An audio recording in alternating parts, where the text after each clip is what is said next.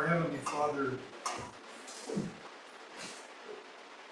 as we come before you in this class, we expose our hearts to you, seeking wisdom and understanding, and looking into your holy word. Give us something that we need. And we acknowledge, Lord, that we need more than we know. And so we're here, Lord, because you want to help us to actually grow in understanding and wisdom, and also that we can be your people, called by your name, and moving in the grace that you've given to us for our day. And we give all this time to you in Jesus' name. Amen. Okay, so we have been looking in Genesis chapter 1, and we have taken a hard look at the 7 days of creation, and we have seen that Genesis portrays God as a creative craftsman. He is going about his week of work. He takes a rest every night from evening to morning, and then he has a day of rest at the very end. We've also noticed that God is not exactly like us, so we cannot simply say, oh yes, we're going to translate this exactly over into the way that we would think about a week. We have to be a little bit more discerning, and we have to seek to understand the text as it really stands. We have at least 4 insights that we have we haven't touched these, but these are 4 obvious insights. I'm doing this by way of summary before I jump into my next topic. And that is, we have God as the sovereign architect. The Creator brings order out of chaos. He establishes all the boundaries, and then he fits each realm for its purpose. Second, we have a purposeful creation. Nothing is arbitrary. Every act prepares the way for what follows. And this culminates in the sanctification of time, because we're going to have a 7th day, and it culminates in rest. So we're going to do 6 days and then rest. And then we have 3, we have humanity. This is where I want to go today. So we have human beings placed not as an afterthought, and they are intentional, they are the stewards, and they link all of God's prior creative acts to the purpose of God with man in an ongoing relationship with God. Finally, 4, we have the idea of the Sabbath, which is the climax of those 7 days, the climax of the work week. So the climax is not activity, the climax is rest, and that signifies wholeness, completion, the divine purpose. Okay. Today we want to take a close look at the creation of the human race. So, in particular, if you remember, we looked at the triads, days 1 and 4, days 2 and 5, days 3 and 6. There's a triad there. And days 3 and 6 correspond to one another in the account of creation, because they both have 2 acts of creation, not just one. On day 3, God makes the earth, that is the dry land, appear. That's separated from the seas. You remember that. Then, in a second fiat, God creates plants to cover the land. So now we'll jump to day 6. On day 6, God creates the land animals. Then, in a second fiat, remember the fiat is a decree. It's God said, and when God says, it happens. He does everything through His spoken word. Then He creates human beings to rule over the fish, the birds, and the animals. So days 3 and 6 point toward what is coming. On the third day, God covers the place that is His main concern. That's the dry land. He covers the dry land with plants. Plants are going to be the source of animal life. So we have, on day 3, we have the vegetation. Now we jump over to the 6th day, and in the 6th day, the real concern of the 6th day is all the living beings. Okay? So what we have in day 6 is, starting with verse 24, let the earth bring forth living creatures, and so on. God made the beasts. And then verse 26, let's make man. So the 6th day is all about the living beings, which are really God's main concern. They are the land animals and human beings. And they're created with 2 more fiats. Finally, Genesis 2 and verse 3 tells us the goal of the work which God did in creation. The goal is human beings who live with animals on the vegetation-covered earth. There are 3 different fiats that are important here. One on day 3, and 2 on day 6. And those 3 fiats are going to describe the nature of life. So the first one is plants. So plants are living. That's day 3. That's one kind of life. Now jump to day 6. Another fiat, animals. So that's a second kind of life. Second one in day 6, humans. So there's 3 different kinds of life. And that will be important later on in Romans 5 when we talk about death, because 3 different kinds of life. When the New Testament talks about death, you have to know what death it's talking about, because there are 3 different kinds of death if there are 3 different kinds of life. That will be significant at some point down the line. Not for now. So God completes His work of creating material beings in Genesis 1 in the second part of the 6th day when He creates the human race. Now this is His last act of creation, and its account is special in several ways. So let's look at this.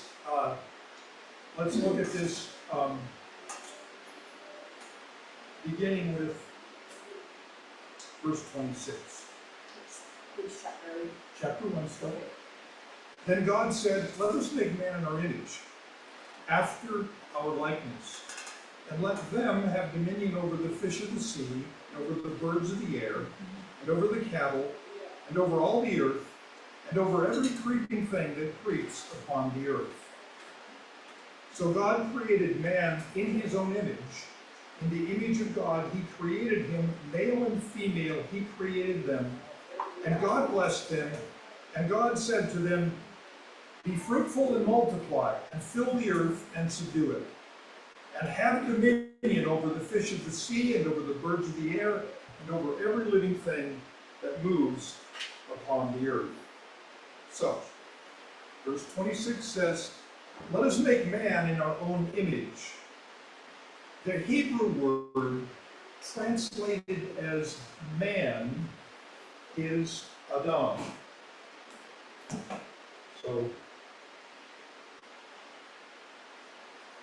So the word man is Adam. And that's the word for man in Hebrew. The word can be used as a corporate term in Hebrew, meaning the whole human race, or all of humanity. It can also be the proper name of an individual human being. In addition, the text goes back and forth from the singular to the plural. Did you notice that? Let them, you just go back and read. It goes back and forth. And there's a singular pronoun, there's a plural pronoun. But what this implies is that Adam is an individual, but he also was humanity itself. He's humanity at this point. The first individual being sums up and represents and begins the entire human race. Okay. So Adam is the human.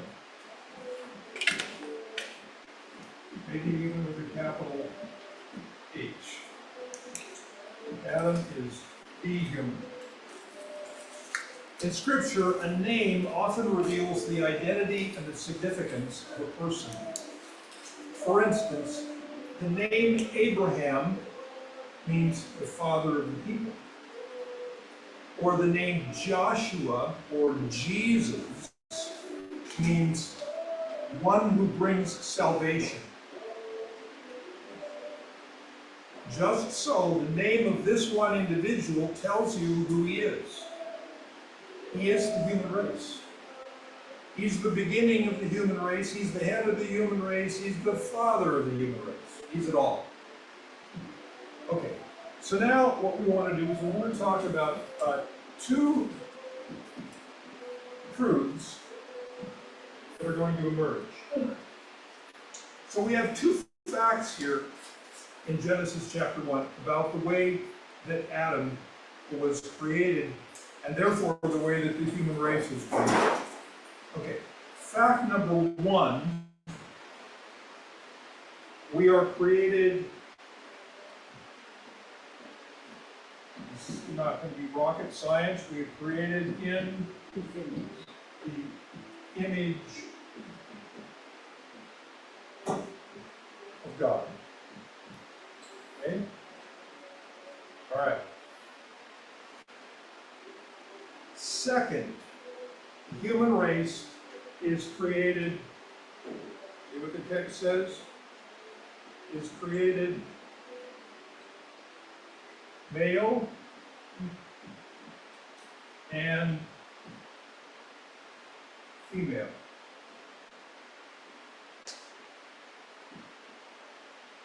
Okay? So, these are the two primary truths about God's creation of the human race. Right there. And these two facts connect with the two commands. So we have two truths, and then we have two commands. So let's look at this. And the 2 commands, they run in parallel. The first command is, have dominion over the fish of the sea, over the birds of the air, over the cattle, over all the earth, and over every creeping thing that creeps on the earth. Genesis 1:7. And this first command, to rule or exercise dominion, connects to the first fact. The reason that human beings qualify to rule is that they are created in the image of God.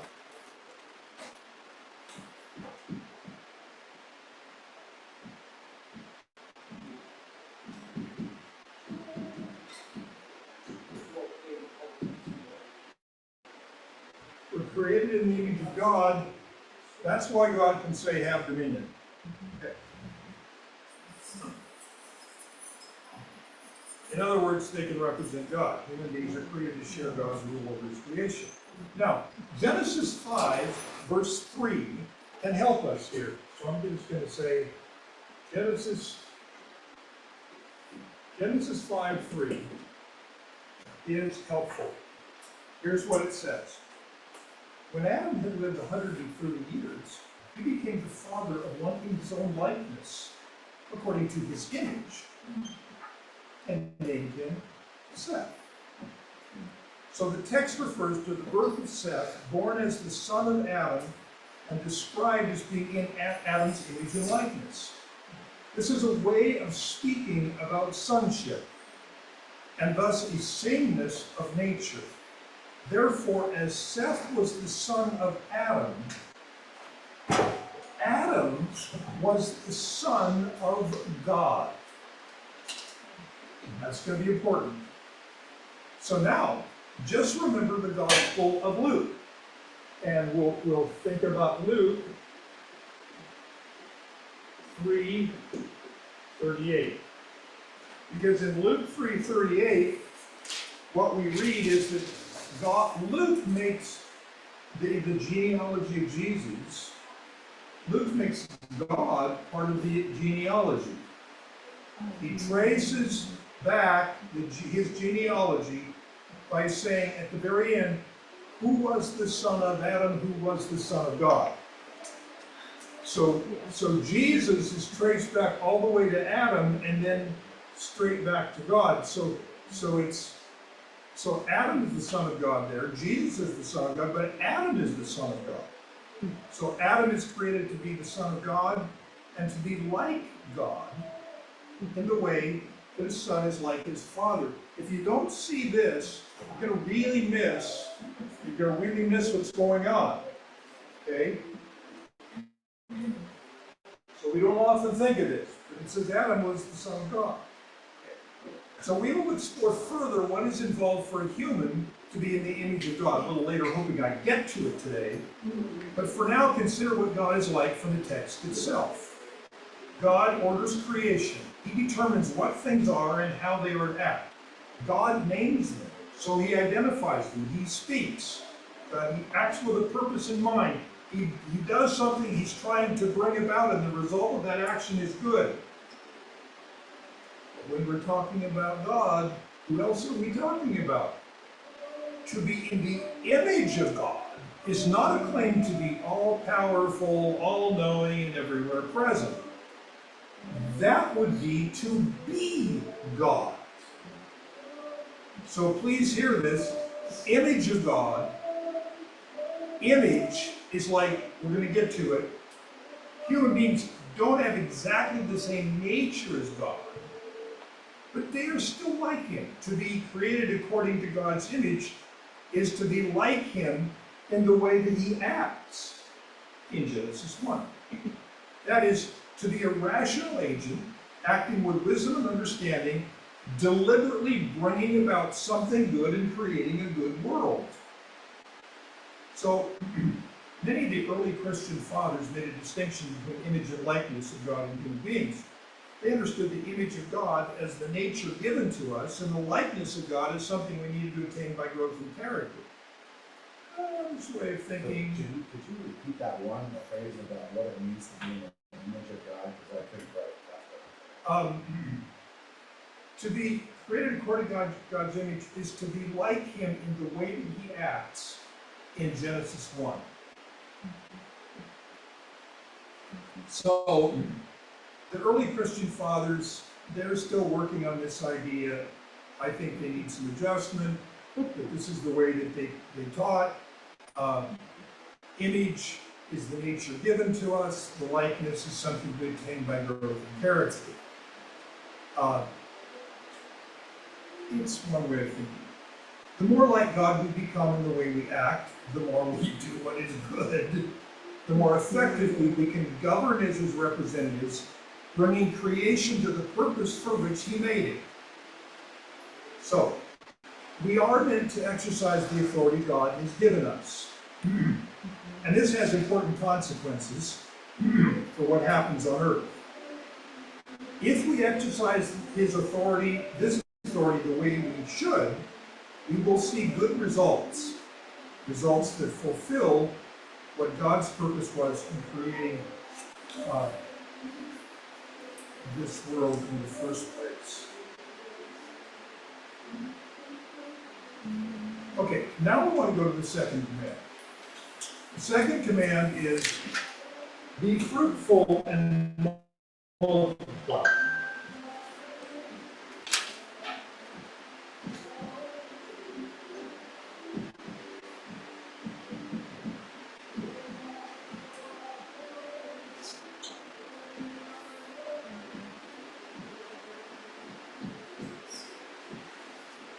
Okay, so you see how this is working.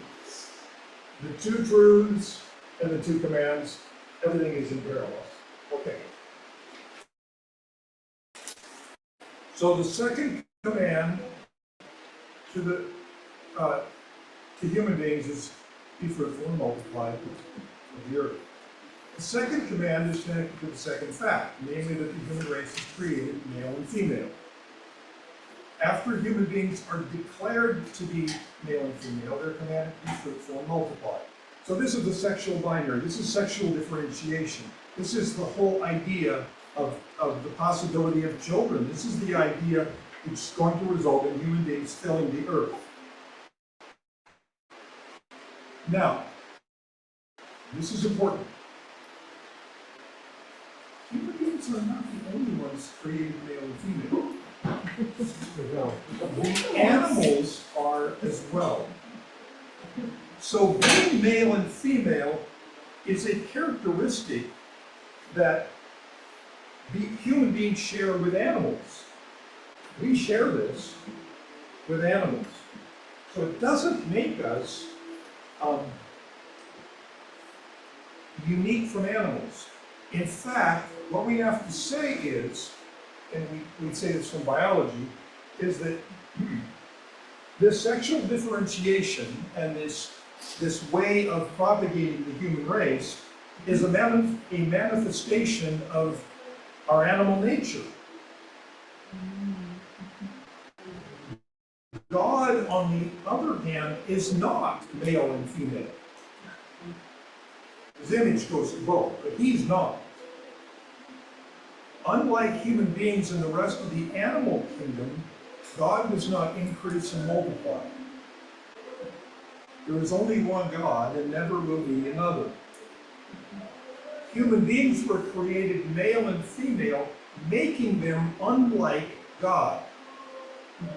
But just like the animals, they can and should have offspring to fulfill the purpose for which God created them. Being male and female contrasts with being in the image and likeness of God.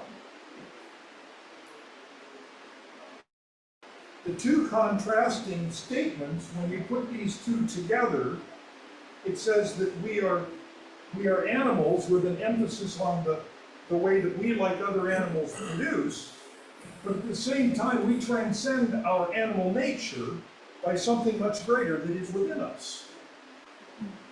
We are both earthly and heavenly in the way we were created.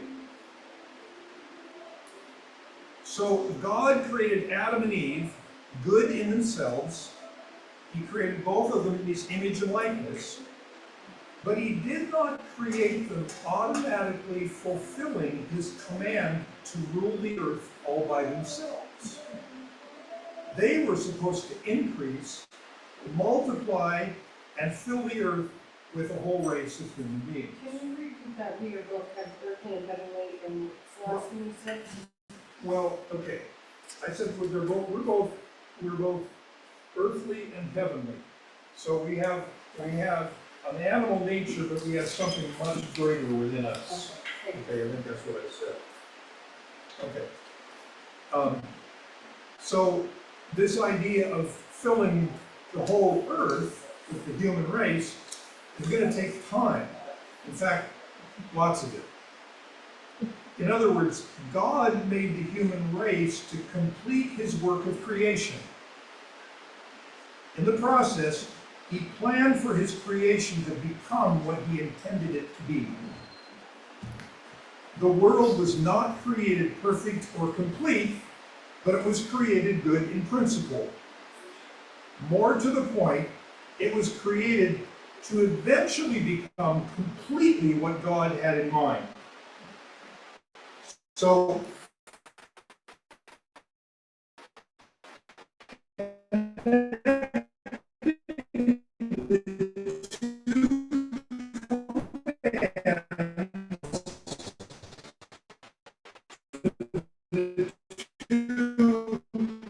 facts about human nature actually tells us something else. It tells us a little bit about the way God's commands, his commandments, are meant to function. That is, his very first two commands are really not arbitrary requirements snatched from the nature of who we are as human beings. So in the next chapter of Genesis, God will give a command that's not tied to our nature. But for the most part, God's laws are reflecting his creation. His commands are not usually arbitrary or simply a test of obedience. Hey, do this, will you obey me or not? No. The most important ones are not commands just to deal with something, but are for our own good and the good of others, given to enable us to express by how we act the very way in which we were created. This is a gospel definition of freedom, that you are released to fulfill the purpose and the function for which you were created. You are enabled to accomplish the purpose for everything that has to do with you. So now, this thought illustrates another important fact. In Genesis 1, God does everything needing to be done. He speaks a word. Creation comes into order over the time of the working of the particular fiat. And we talked about that. The fiat is spoken, and the word goes out, and the word over time accomplishes its purpose. But Genesis 1 makes something even more clear. The plants bring forth seeds that over time become more plants. The birds, fish, and the other animals increase and multiply over time. The humans do likewise. Every creature takes an active role over time to further the work of creation. God isn't just setting up his creation, he is also ordering things to happen in time. And the decrees have released into the earth things that are going to happen and unfold over time. That's the key here.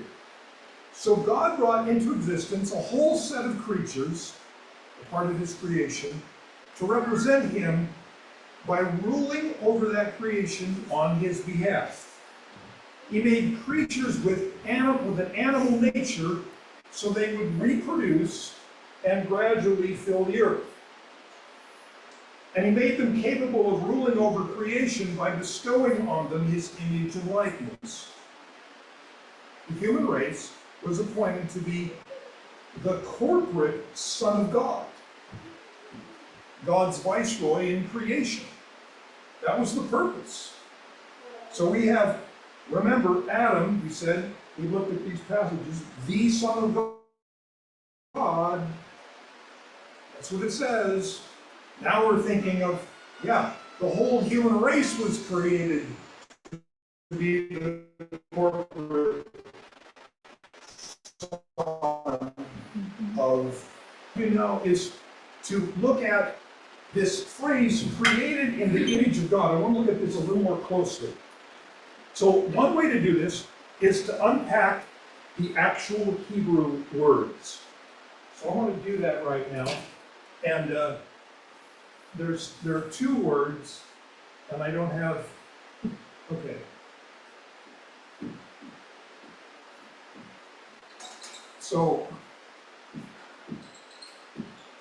here are the two key Hebrew words. The word tselem, that's the word image. The word demut, that's the word likeness. So, image and likeness.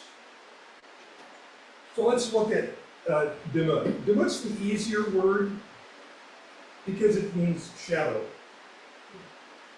A person's shadow is like the person. The term indicates that a human being is a shadow of God. The human has traits like God, but not nearly to the extent of God. Just think of your shadow as kind of like you, but really not. So now we want to look at the other word, tselem, and this is the more important word. And this word is a lot trickier. So the word tselem, that's the word image. This word means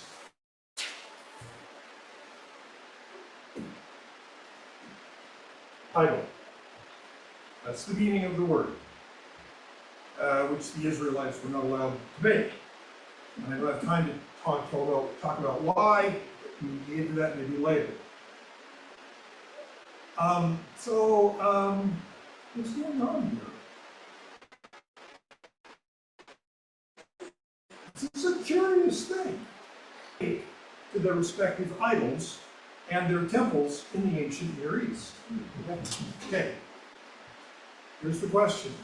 When and how did an image or an idol come to be regarded as a god or a goddess?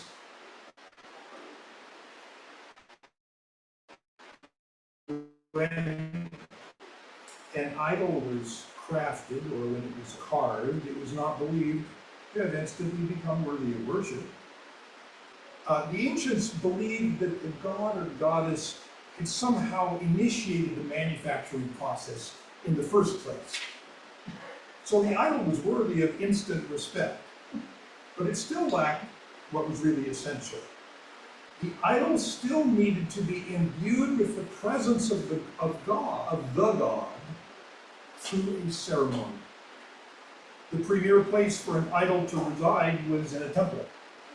Hope I get to that one. Side point, hope I get there. So after its creation, the next step would involve a ritual of induction of the idol into the temple.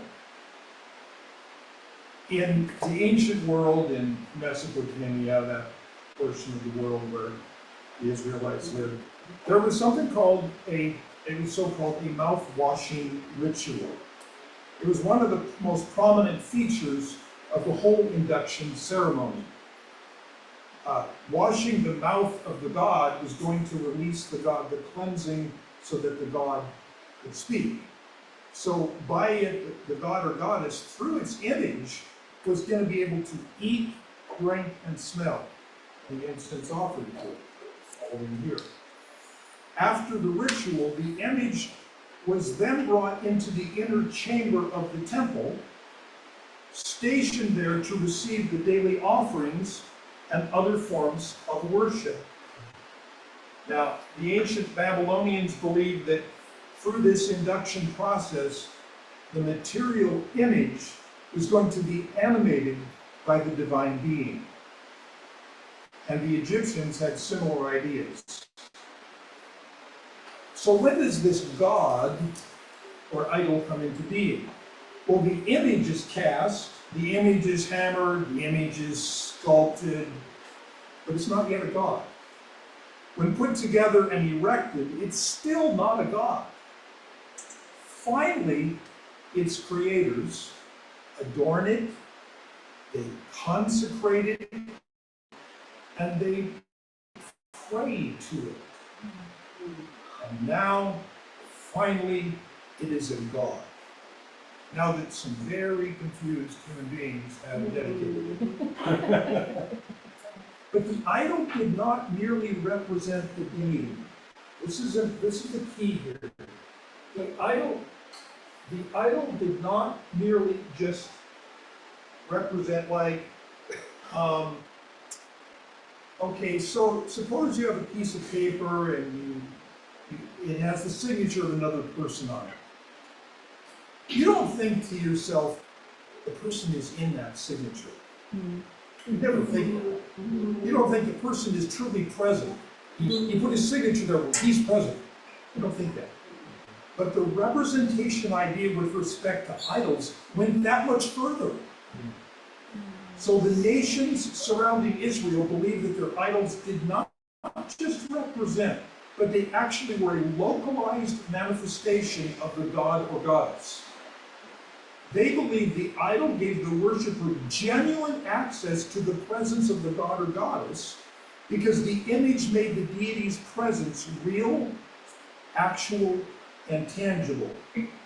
The god or goddess was the reality embodied in the image, but at the same time was transcendent beyond that specific embodiment. The deity could be fully and equally present in other idols in other places at the same time. So the image served as a manifestation of the divine presence to those who might encounter the deity through the image. Yet the deity remained transcendent beyond the image. Those pagans believed their idols were a connecting point of the earthly and the divine, a complex kind of portal where heaven and earth met. From the pagan vantage point, idols were not merely human creations, but they were divine, living. They were able to see, hear, speak. They could sometimes move. They were capable of saving their worshippers from illness, danger, or trouble. So to meet the image was to encounter the god or goddess who was imbued and manifested in the image and who acted through it. So let's apply these thoughts to humans as created in the image or idol of the God of Israel. So when other creatures encounter humans, they are in the presence of God via God's idol, or